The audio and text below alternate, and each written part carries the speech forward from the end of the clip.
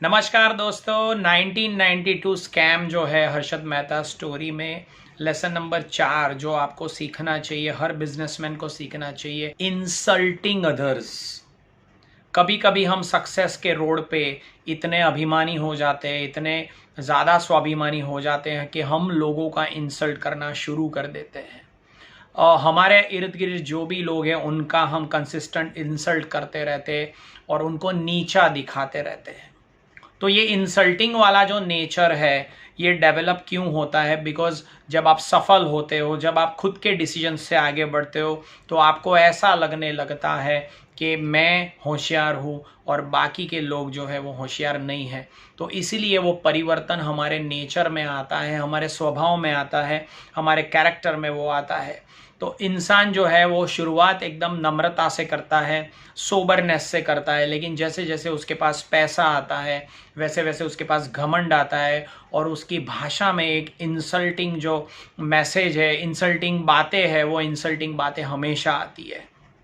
तो ये entrepreneur series जो है हर्षद मेहता की 1992 स्कैम, उसके अंदर से ये चौथा लर्निंग लेसन मैंने आपके लिए निकाला है, डू नॉट बी इंसल्टिंग। क्योंकि जैसे ही आप इंसल्ट करना शुरू करोगे, सामने वाला आपसे कट शॉर्ट करेगा, या सामने वाला आपके साथ डिस्कनेक्ट हो रहा है, या सामने वाला अंदर ही अंदर उसको इंसल्टिंग फील हो रहा है and he doesn't like your company.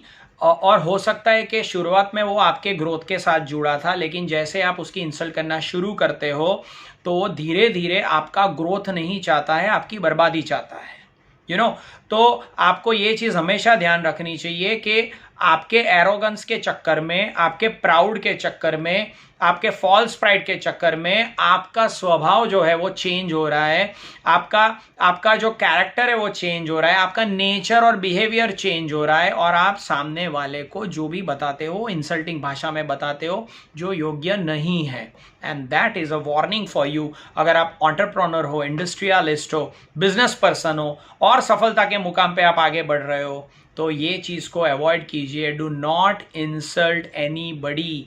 ये वेब सीरीज से हमको ये भी सीखने मिला है कि जब जब उन्होंने किसी का इंसल्ट किया है वो धीरे धीरे उनके विरुद्ध में गए हैं।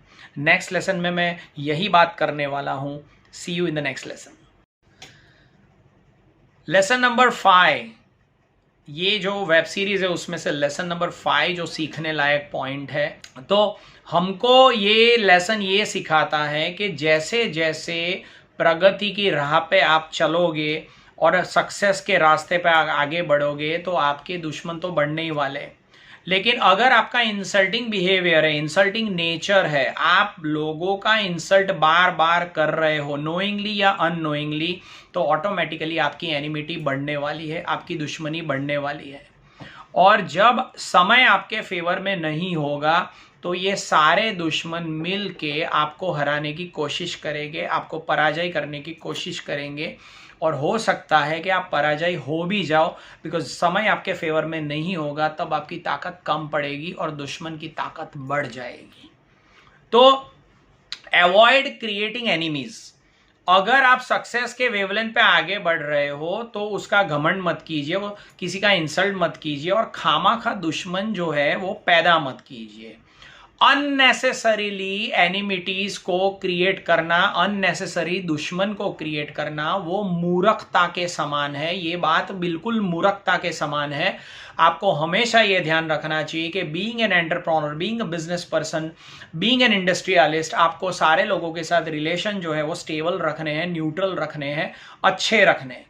अगर आप बोल बोल के इंसल्टिंग भाषा में लोगों के साथ बात करते हो तो आपके बहुत सारे दुश्मन बन सकते हैं, और वो बिजनेस की दुनिया जो है उसमें बहुत सारे आपके ऑपोजिशंस खड़े हो सकते हैं। और जब आपका समय आपके फेवर में नहीं होगा तो this will create a big mess for you. So ये वेब सीरीज में 5वां जो लेसन सीखने लायक है वो ये है कि अवॉइड क्रिएटिंग अननेसेसरी एनिमिटीज।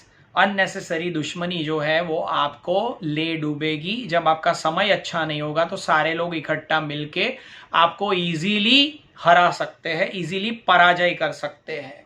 और आज के ज़माने में हमको एक यूनिटी, टीम वर्क और एक न्यूट्रलिटी के साथ चलना पड़ेगा। हर व्यक्ति जो है वो अपने आप के लेवल पे सही होता है, वैसा समझ के चलना पड़ेगा। अगर आप ऐसा सोचोगे कि मैं इसको ऐसा कह दूं, मैं उसको वैसा कह दूं, मैं ये हूं, मैं वो हूं, वो मेरे आगे कुछ नहीं है, तो ये फीलिंग जो है, वो इंसल्टिंग जो फीलिंग है, वो एनिमिटी के लेवल पे आपको ले जाएगी और एक समय आएगा कि आपके आजू बाजू में कोई नहीं खड़ा रहेगा।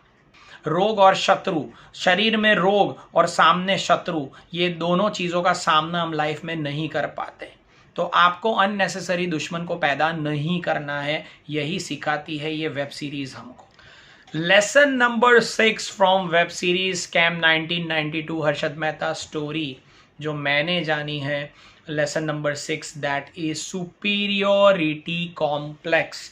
मैं सब कुछ हूं, मैं डिक्शनरी हूं, मैं एनसाइक्लोपीडिया हूं, मेरे से होशियार कोई नहीं है, मेरे डिसीजंस फाइनल है, मेरा विजन परफेक्ट है, मैं जो सोच रहा हूं वही होगा, मैं ही मार्केट चलाता हूं, मेरे से ही शुरुआत है, मैं ना बोलूंगा तो लोग नहीं करेंगे, मैं हाँ बोलूंगा तो लोग करेंगे। ये बार बार ये वेब सीरीज हमको ये नॉकिंग दे रही है, ये दस्तक दे रही है कि ये हमको अडेप्ट नहीं करना है। Superiority complex, avoid superiority complex. जितना सुपीरियोरिटी कॉम्प्लेक्स आपके अंदर भरेगा, अपने आप को सुपीरियोरिटी कॉम्प्लेक्स में आप ले जाओगे, उतनी तकलीफ आपको पड़ेगी। अच्छा, सुपीरियोरिटी कॉम्प्लेक्स की एक विचित्र चीज बहुत ये है कि जब जब हम सुपीरियोरिटी कॉम्प्लेक्स में होते हैं, तब तब हमको आजू बाजू के जो लोग हैं वो मूर्ख ही लगते हो, बेवकूफ़ ही लगते हैं, और हमको ऐसा ही लगता है कि पूरी जो सेना है या पूरा जो कमिटी है या पूरा जो सिंडिकेट है उसमें सिर्फ हम होशियार है, बाकी सब ज़ीरो है। तो ऐसा नहीं है दोस्तों। सुपीरियोरिटी कॉम्प्लेक्स आपको नॉन लर्निंग एटीट्यूड पे ले जाएगा, और हमने ये वेब सीरीज़ के अंदर देखा कि जो हर्षद मेहता का जो बिहेवियर और उनका जो जजमेंट दिखाया है, उन्होंने जो हर जगह ऐसा बताया कि मैं जानता हूँ, मैं सब कुछ मुझे पता है, मार्केट को मैं ऐसे ले जाऊंगा तो वैसे जाएगा, वैसे ले जाऊंगा तो वैसे जाएगा। और उसी सुपीरियोरिटी कॉम्प्लेक्स की वजह से कभी कभी उनके ब्रदर की जो सही सलाहें है, अच्छी सलाहें है, वो नहीं सुन पाते, उनको पता ही नहीं चलता है कि वो गलत ट्रैक पे आगे बढ़ रहे हैं, बाकी सबको दिख रहा है कि वो गलत ट्रैक पे आगे बढ़ रहे हैं। तो सुपीरियोरिटी कॉम्प्लेक्स वाला जो बंदा है उसको कभी भी कोई व्यक्ति सही नहीं लग रहा है अपने आप के अलावा। तो लेसन नंबर 6 हमको सिखाता है, don't show your superiority complex, don't let it be created in your nature, उसको क्रिएट मत होने दीजिए। अगर आप बिजनेसमैन हैं, एंटरप्रेन्योर है, टाइकून है, सक्सेसफुल पर्सन हो, तो आपके अंदर सुपीरियोरिटी कॉम्प्लेक्स आएगा, क्योंकि एक समय के बाद आपको ऐसा लगेगा कि मैं मेरे फील्ड का किंग हूँ, मार्केट में मेरे फील्ड के अलावा कुछ नहीं है, मेरे अलावा कुछ नहीं है। लेकिन मैं आपको बता दूं, वक्त इंपॉर्टेंट है, आप इंपॉर्टेंट नहीं हो। सुपीरियोरिटी कॉम्प्लेक्स की कोई मोनोपोली नहीं है, इसको अवॉइड कीजिए।